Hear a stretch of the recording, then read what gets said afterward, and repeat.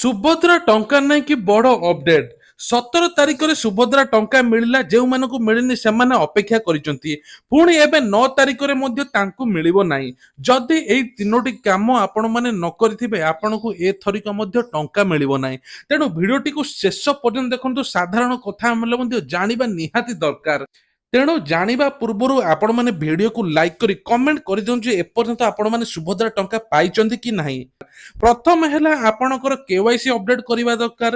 ସେକେଣ୍ଡରେ ହେଲା ଆପଣଙ୍କର ଡିବିଟ୍ ଲିଙ୍କ କରିଥିବା ଦରକାର। ଥାର୍ଡରେ ହେଲା 7 ଦିନ ପୂର୍ବରୁ ଆବେଦନ କରିଥିବା ଦରକାର। ଏଇ ତିନୋଟି ବ୍ୟତୀତ ଆହୁରି ତିନୋଟି ମଧ୍ୟ ଆପଣଙ୍କୁ କରିବା ପାଇଁ ପଡିବ। ଯେଉଁମାନେ ଟଙ୍କା ପାଇଛନ୍ତି ସମସ୍ତଙ୍କୁ ଜଣାଯାଇଛି ଯେ କିଛି ଗରିବ ଶ୍ରେଣୀର ଲୋକମାନେ ଆଉ କିଛି ହିତାଧିକାରୀ ନଥାଇ ମଧ୍ୟ ତାଙ୍କ ସ୍ୱାମୀଙ୍କ ନାଁରେ ଜାଗା ଜମି ଗାଡି ଥାଇ ମଧ୍ୟ ଟଙ୍କା ପାଇଛନ୍ତି।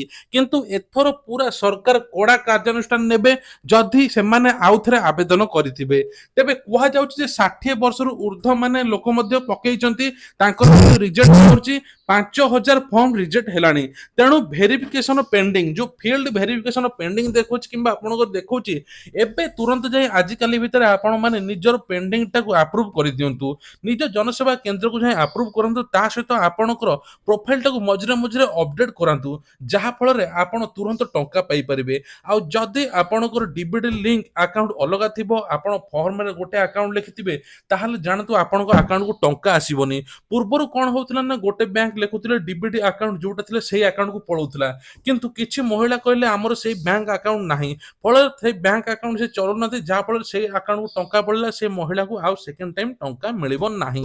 ତେଣୁ ମନେ ରଖନ୍ତୁ, ଇଏ 5000 ଟଙ୍କା ନୁହେଁ, ଇଏ 50,000 ଟଙ୍କାର କଥା। ଆଉ ଆପଣଙ୍କର ଡକୁମେଣ୍ଟ ଯଦି ପ୍ରପର ଠିକ ଥିବ ନା, ଆପଣ ତୁରନ୍ତ ଟଙ୍କା ପାଇବେ। ଆଉ ଇଏ ହେଲା ଖାମଖିଆଲ କଥା ନୁହେଁ, ଆପଣ ତୁରନ୍ତ ଯାଇ ଜନସେବା କେନ୍ଦ୍ରକୁ ପଚାରନ୍ତୁ, ସବୁଠୁ ବେଟର ହବ। ତିନିଟା କଥା ମନେ ରଖନ୍ତୁ, ଆପଣଙ୍କର ଡିବିଟି, ଆପଣଙ୍କର ଇ କେୱାଇସି, ଆପଣଙ୍କର ଆଧାର ଲିଙ୍କ, ଆପଣଙ୍କର 7 ତାରିଖର ପୂର୍ବରୁ ଆବେଦନ, ବାସ୍ ଏତିକି କରିଦେଲେ ଆପଣଙ୍କୁ ଟଙ୍କା ତୁରନ୍ତ ମିଳିବ। ସବୁଠାରୁ ବଡ କଥା। ଆଉ ଏ ନେଇ ଆଉ ଏ ନେଇକି ଆପଣ ମନରେ ଯଦି କିଛି ଡାଉଟ୍ ଅଛି ସୁଭଦ୍ରା ଟଙ୍କାକୁ ନେଇ, ନିଶ୍ଚିନ୍ତ କମେଣ୍ଟ କରନ୍ତୁ, ଯାହା ଫଳରେ ଆମେ ଆପଣଙ୍କର କଥାର ଜବାବ ଦେବୁ ଏବଂ ସବୁ କିଛି ଆପଣ ମାନେ ଡିଟେଲ୍ସ ଜାଣିବେ, ଯାହା ଫଳରେ ଆପଣଙ୍କ ଏଥରିକ ମଧ୍ୟ ଟଙ୍କା ଆସିବ।